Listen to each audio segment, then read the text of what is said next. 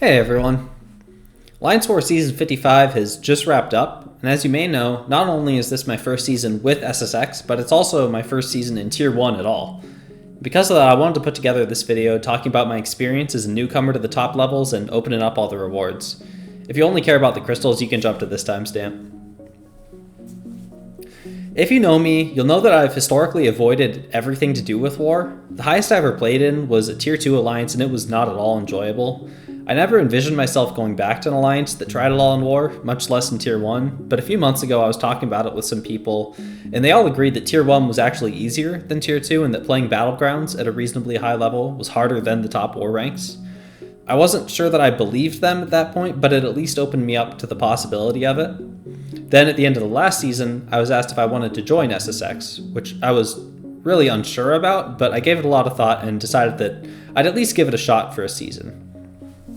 Before I talk about how I feel about it, I want to preface all this by saying that since I am new, I was assigned fairly straightforward fights. Many other people in the battle group had much harder fights than me, and that had a huge impact on how my season went.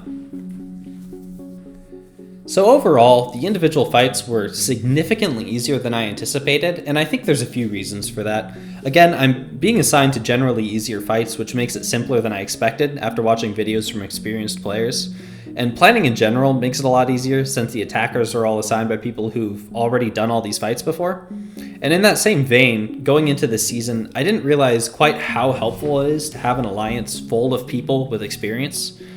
For pretty much every fight that I took, someone had a video showcasing that exact fight for me to reference. The other big factor making things easier was boosts. In most other content, I very rarely use boosts, so when I was looking at these fights to decide whether to join this alliance or not, I wasn't mentally factoring in the fact that I'd be boosted for all of them, which makes a huge difference for the fight speed and the damage taken. Most of my fights ended up being over in about a minute, and between the health boosts and the fairly easy meta, the damage that I took was usually pretty minimal. So as you can see, this was a pretty good season for me. I usually had 4 or 5 fights per war, and they all went quite well. Deathless She-Hulk was the standout MVP. She took literally half of my total fights, and she made them all super simple. I also got to use a lot of Howard, which was super fun. He was one of my newest rank 3s at the beginning of the season, and he hadn't worked for the Battlegrounds metas, so this was kind of a chance to take him for a spin in Alliance War. But on top of all that, I actually had a deathless season, sort of. I didn't actually die in any of the fights, but when I was loading into this Chavez fight in War 3, I got stuck in an infinite load, and it ended up costing an attack bonus regardless. That was very frustrating, but despite that, I feel amazing about how the season went, and I really couldn't ask for anything more. The thing that surprised me the most this season was how much I enjoyed it, though. It was actually a lot of fun having the fights matter and being invested in how the whole alliance performed. Now with this season done, I can confirm that it is a lot easier than either Tier 2 wars or Celestial Battlegrounds, at least in my experience. If anyone has considered trying it and has the opportunity, I definitely recommend giving it a shot. And if you have any further questions about all this, feel free to leave a comment or drop into a live stream sometime. Anyway, let's get to the rewards.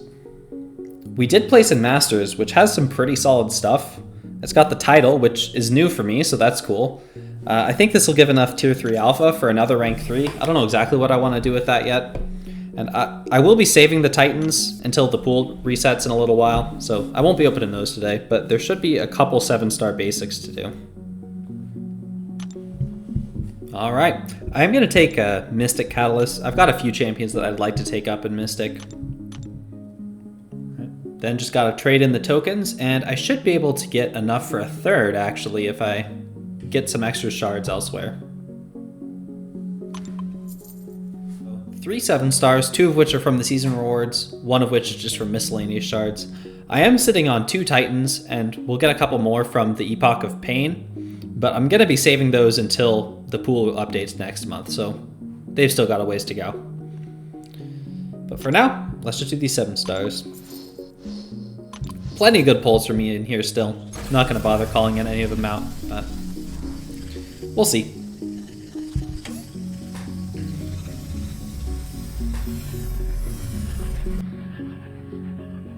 Sig's on Gladiator? That's not horrible. I believe I took his dupe out of a Nexus at one point. I use him a decent amount. That's not a bad pull.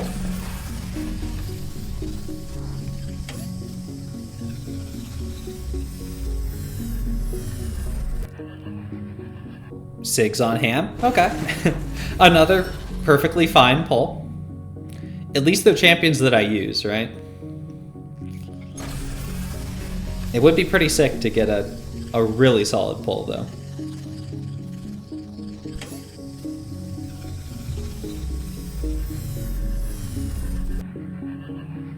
That thing would have been pretty solid. But Sigs on Terrax. Again, that's alright. That was a perfectly fine opening. Nothing crazy, nothing terrible. But the real test is going to be next season because the rewards are going to be pretty insane. But anyway, that is all the crystals I had to open. So I appreciate you watching and I'll catch you later. See ya.